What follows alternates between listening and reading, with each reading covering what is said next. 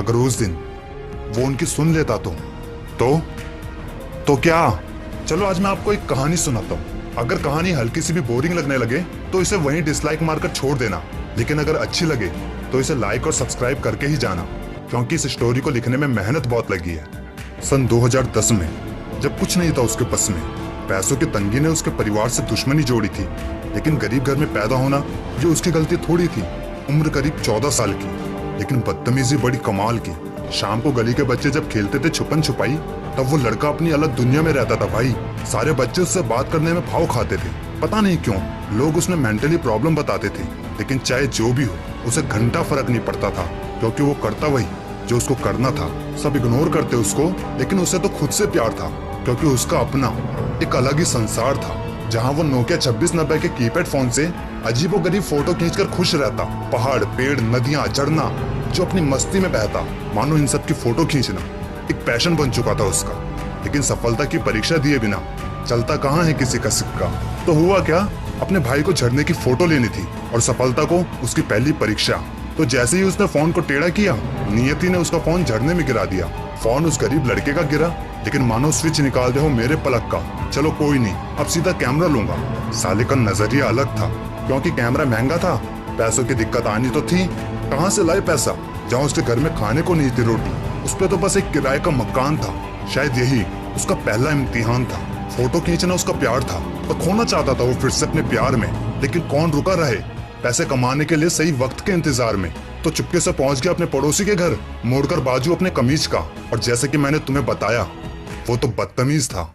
तो जो कल तक समस्या थी कि कैमरा लाए कैसे, आज समस्या का हल मिला चुराकर पड़ोसी के पैसे। अब वो संतुष्ट था क्योंकि वो खुश था, या फिर वो खुश था इसीलिए वो संतुष्ट था। खैर जो भी हो, उसके हाथ पैर खुशी से फूल गए। लेकिन एक बात शायद तुम भी भूल गए, ये खुशी टेम्परेरी है। अनजान था अपना छोटा, क्योंकि सक्सेस का कोई शॉर्टकट नहीं होता। पता नहीं कहां से आ रहा था भागे भागे, लेकिन घर पहुंचा तो देखा पुलिस खड़ी थी आगे। क्यों एक पुलिस वाला पड़ोसियों के साथ उसके घर के आगे रुका है। समझ चुका था कि अब वो फंस चुका है। जो लोगों को हमेशा हिम्मत देता आज खुद बेजान था, क्योंकि ये उसका आखिरी और सबसे बड़ा इम्तिहान था। तो ऐसे में नियति ने उसे और कंफ्यूज करने के लिए दो ऑप्शंस रख दिए, या तो पैसा वापस या जेल जाओ बुलवा दिया पड़ोसी के जरिए। थोड़ा सोच विचार करके हल्का सा मुस्कुराया।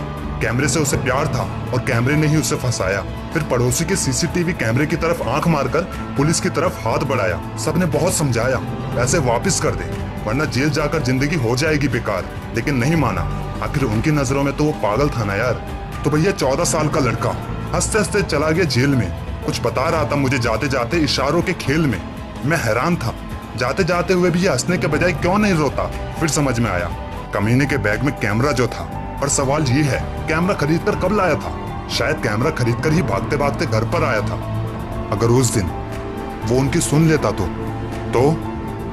क्या, तो वो फेल हो जाता। 3 साल बाद एक कैदी नहीं बल्कि एक फोटोग्राफर फिर से हंसते हंसते बाहर निकला। 16 GB की मेमोरी, जो शायद कैमरा खरीदते समय उसने कुछ अपने पैसे मिलाकर खरीद ली होगी।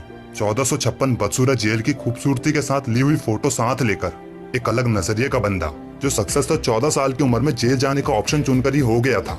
अब तो उसके नोट छापने की बारी है। अगर ये वीडियो अच्छी लगे तो इसे लाइक और सब्सक्राइब जरूर करना यार।